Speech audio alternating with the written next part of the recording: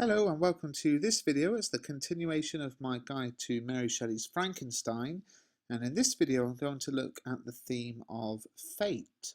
So one of Mary Shelley's major themes in the novel is this idea of fate. Those who believe in fate believe the events of their lives are predetermined and set. There's nothing that can be done to avoid them.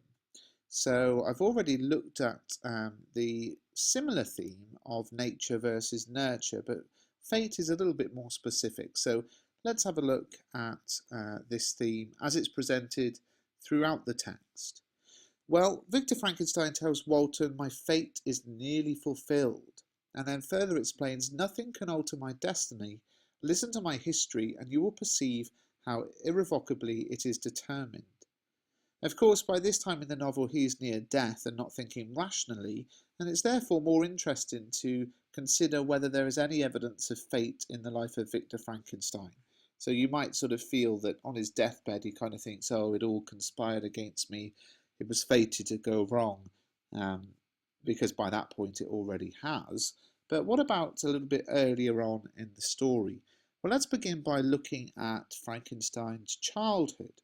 So Frankenstein tells us that in his childhood he had, well, curiosity, earnest research to learn the hidden laws of nature, gladness akin to rapture as they were unfolded to me, are among the earliest sensations I can remember.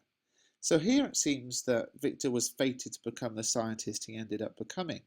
His earliest memories of a time where in his life when he was not making deliberate choices but was acting out of a sort of childish instinct had him researching the hidden laws of nature. Similarly, when Frankenstein thought of returning to my friends and my native town, an incident happened that protracted my stay. So the incident in question here in chapter 4 is not actually explained, but whatever it was, it could be seen as fate aiming to keep Frankenstein where he was. It seems to be that he was on a course that he couldn't really get away from. Well, obviously it's easy to make a string of bad decisions and then blame them on fate, as Frankenstein does when he says destiny was too potent and her immutable laws had decreed my utter and terrible destruction. It seems that fate can act as a scapegoat, but more than that, it can seem an integral part of the debate between nature and nurture. So if fate is true, if fate controls our lives, then of course nature wins out over nurture. As we saw in the previous video, there's a sort of argument for both in the novel. Well, it's something that I think is quite obvious in the life of Dr. Frankenstein. He seems to be fated to have a particular existence. Could we say the same for his creature? His creature, wanted to live a happy life, certainly seemed to try to do good, but seemed to be fated to be treated badly and as a result to kind of become a sort of a bad character.